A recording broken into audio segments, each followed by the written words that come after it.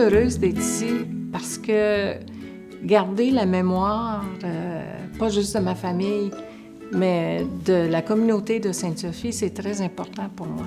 De savoir d'où est-ce qu'on vient pour savoir où est-ce qu'on s'en va.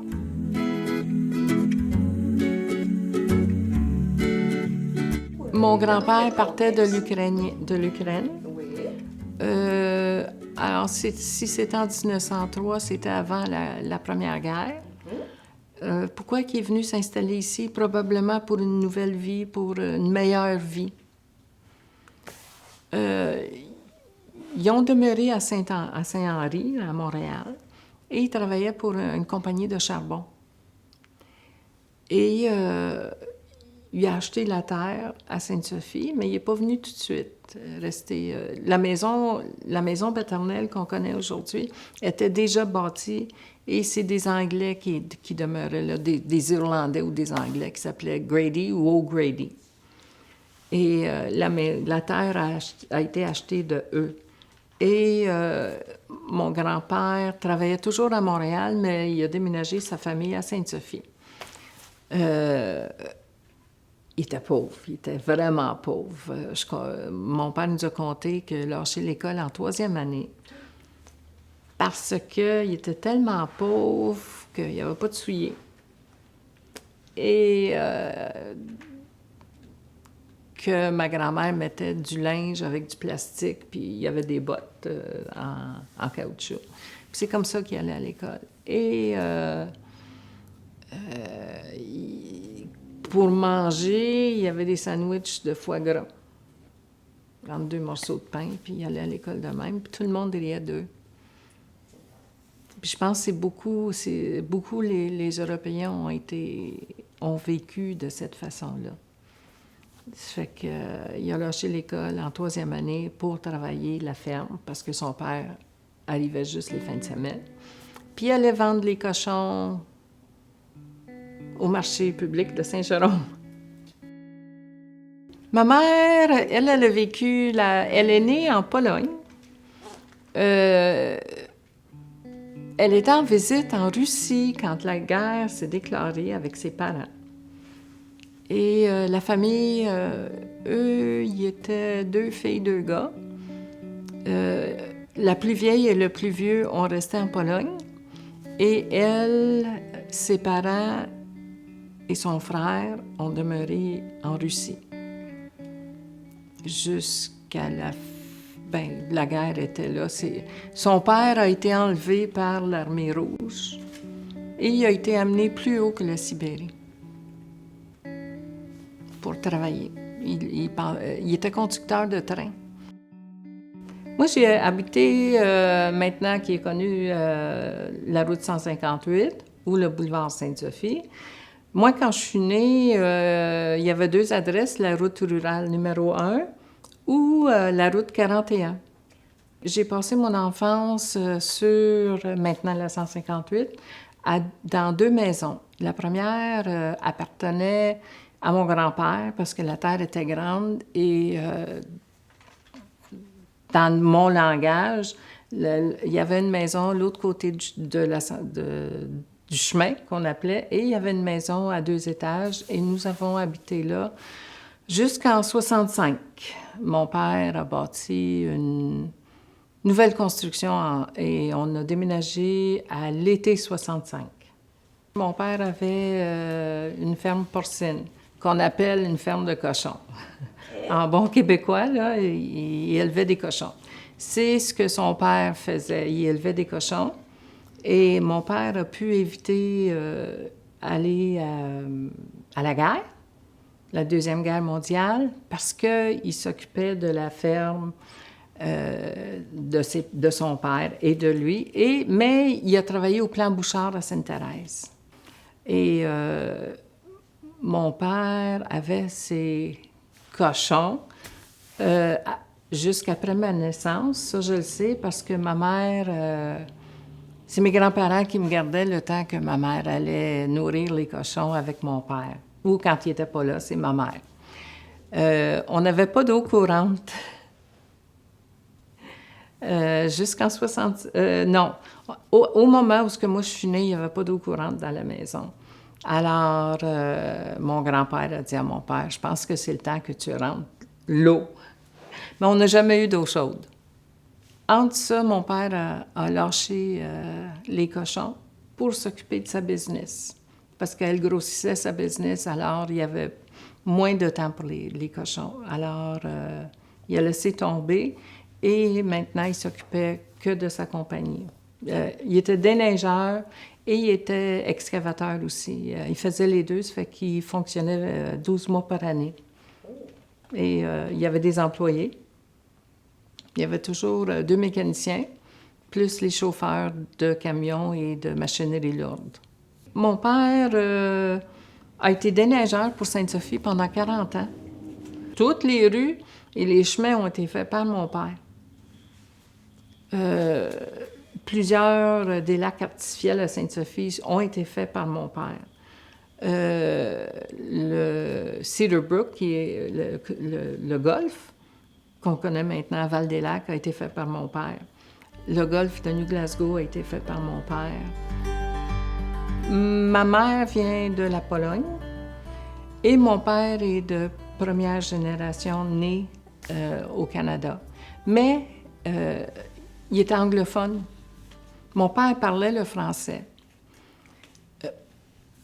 Mais il ne pouvait pas l'écrire, là, mais il parlait. Ma mère, en venant de l'Europe, elle a appris l'anglais et les autres langues qu'elle connaissait. Parce que Sainte-Sophie, moi, quand je suis née, c'était anglophone. Et je me tenais avec une gang d'anglophones, des franglais. Il y avait les Piché, les sœurs Piché, il y avait ma cousine Joanne, il y avait les filles Warner.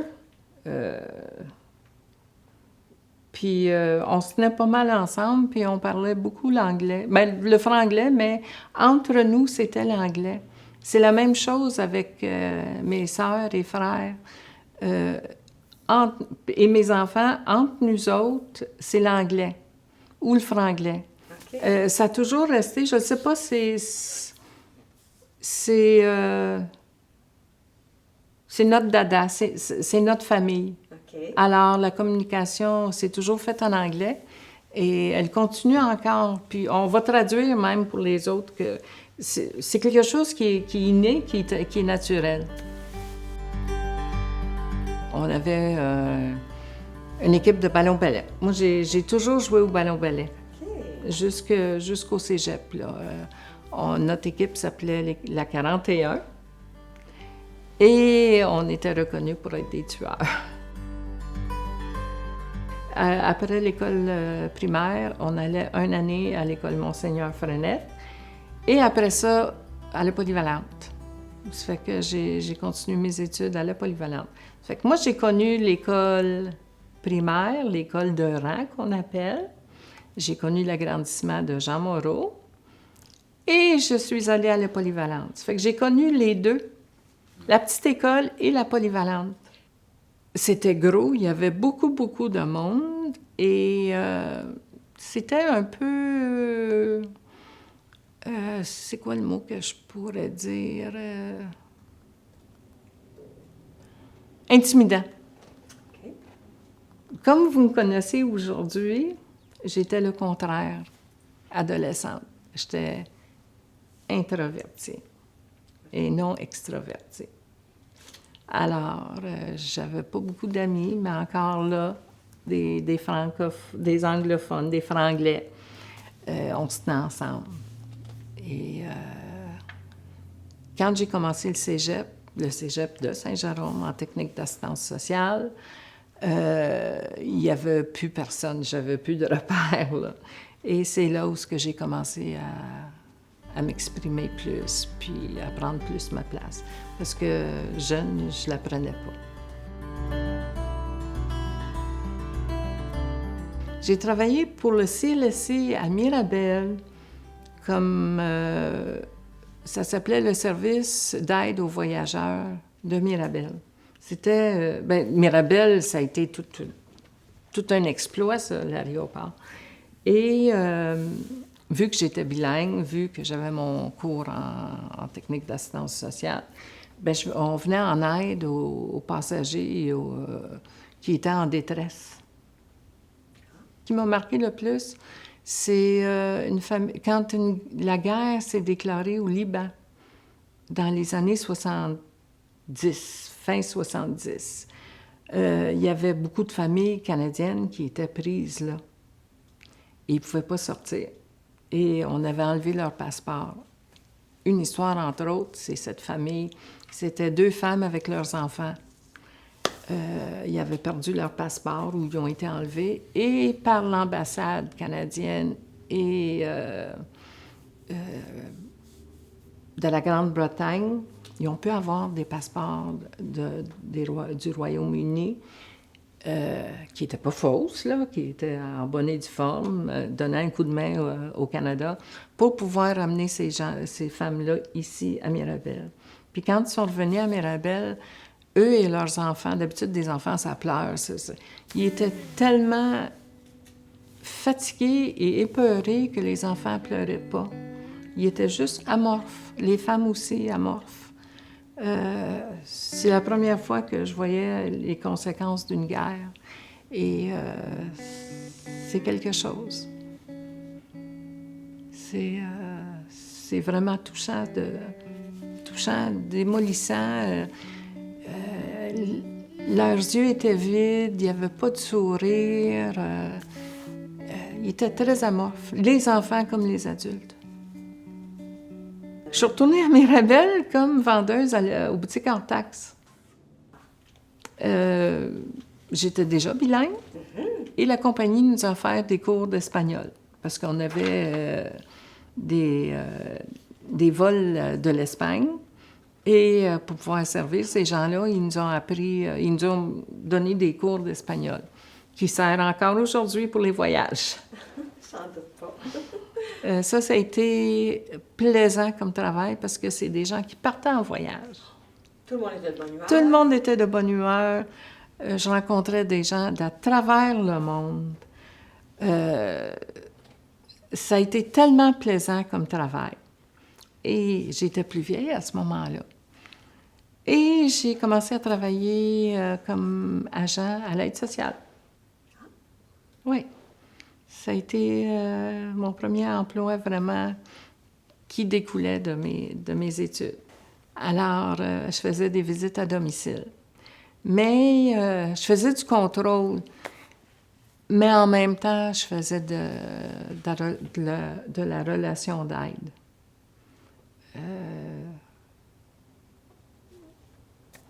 C'est dur à expliquer, être contrôlante et aidante en même temps, mais je l'étais. On m'a toujours bien accueillie, puis on m'a pas jamais mis à la porte non plus, là.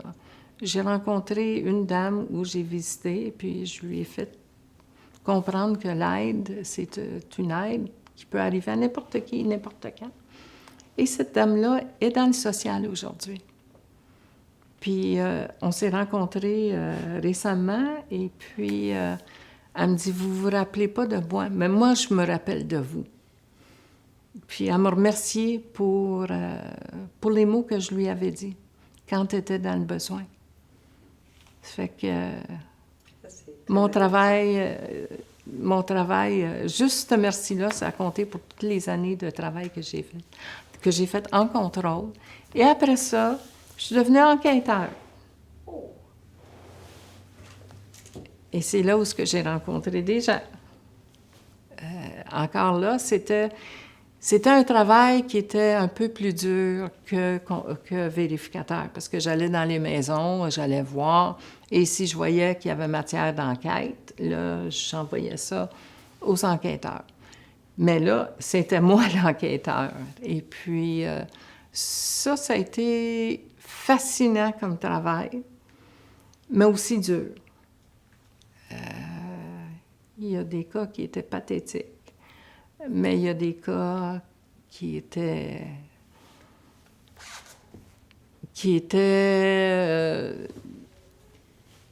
un challenge à faire.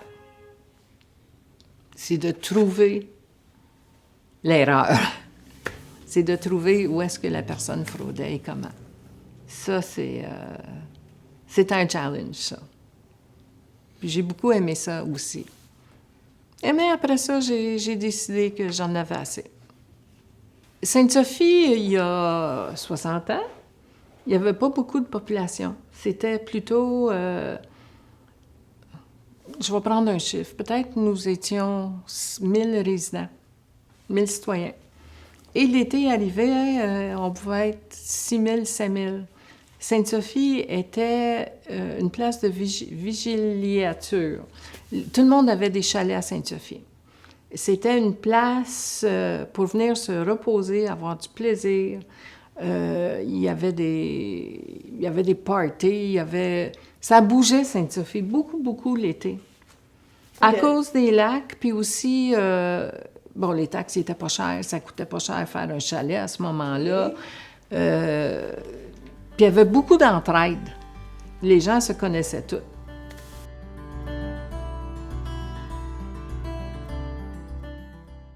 Sainte-Sophie a tombé en tutelle.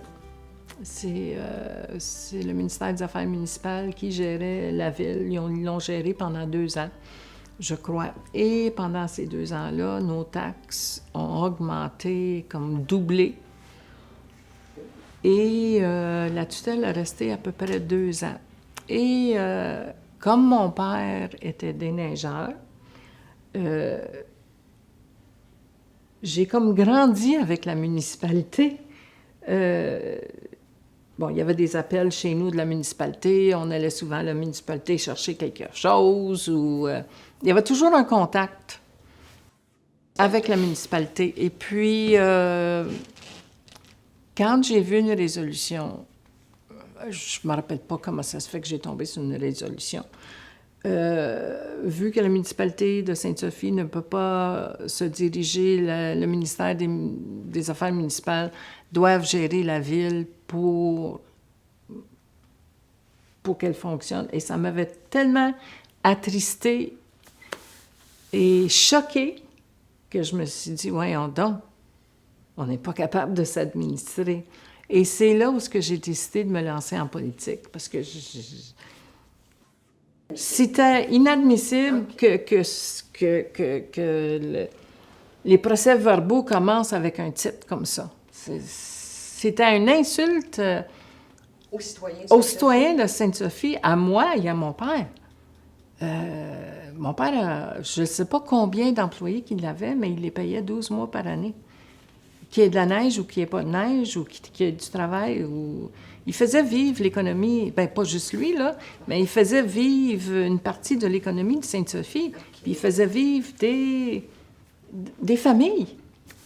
Et alors, ça m'a choquée. Puis j'ai dit, voyons donc, je laisse pas tomber ça. Et j'étais jeune mère de famille aussi. Et je travaillais.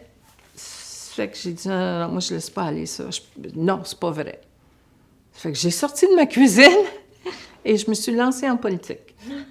Et c'est comme ça que j'ai commencé ma vie politique, parce que j'étais insultée de voir que la population ne pouvait pas se gérer. C'est pas vrai, ça. T'sais, on a tellement mis d'amour et de temps dans Sainte-Sophie pour qu'elle soit gérée par d'autres personnes. No way.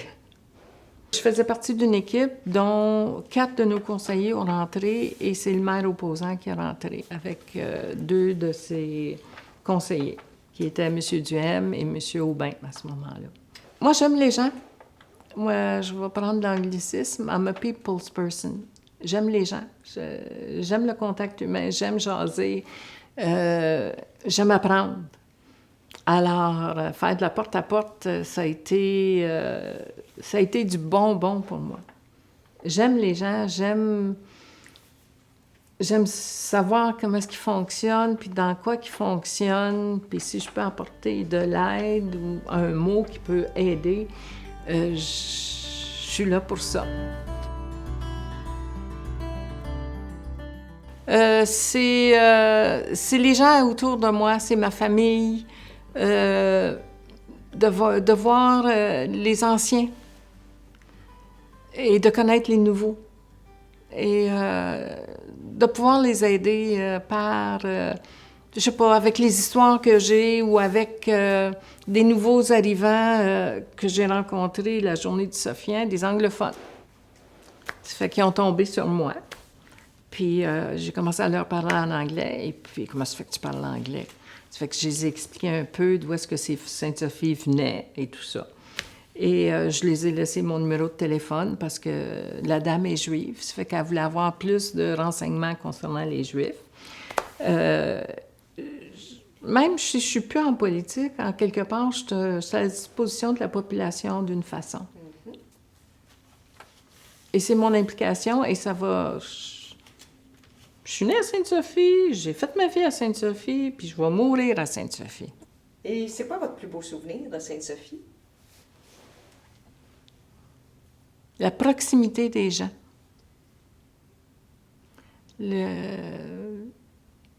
L'entraide qu'il y avait, et qu'il y a encore, mais c'est moins évident à cause de la population. Je me rappelle, il y a un fermier, lui avait des porcs, lui avait des cochons. Dans la 4e rue, qu'on nous, on appelait le 4e Paisley. Il avait passé au feu. Et il y a eu un gros accident en même temps. Là. Il a tombé de quelque chose et puis il a été hospitalisé pendant des mois. Et mon père, aussitôt que le feu a fini, mon père est allé gratuitement. Puis il a tout rasé ça. Tous les fermiers du bout, ils se sont mis ensemble pour remonter. Et puis ils ont beaucoup aidé la famille. C'est la famille Ouellette sur la 4e rue. Donc c'est la solidarité. C'est la solidarité, l'entraide qu'il y avait, qu'il y a encore, mais c'est moins évident. C'est ça que j'aimerais revoir. On avait une synergie, tout le monde était sur le même pied, on était tous égaux, anglais, français, ukrainiens, polonais, les Italiens, les Juifs, tout le monde se parlait. C'était plaisant, c'était une communauté. Je me rappelle quand M. Rudy est décédé, un ancien maire qui était juif. C'était le curé Dupré à ce moment-là. Les Juifs, ils portent un bandeau noir à ce moment-là et ils couvrent leur miroir. C'est dans leur religion, là. Et le curé Dupré avait le bandeau noir et il avait recouvert ses miroirs d'auto. Ça, je me rappelle très bien de ça. C'est par solidarité et respect. Ça fait que tout le monde vivait ensemble. Et c'était plaisant parce que tous ces gens-là se rencontraient le samedi soir pour danser.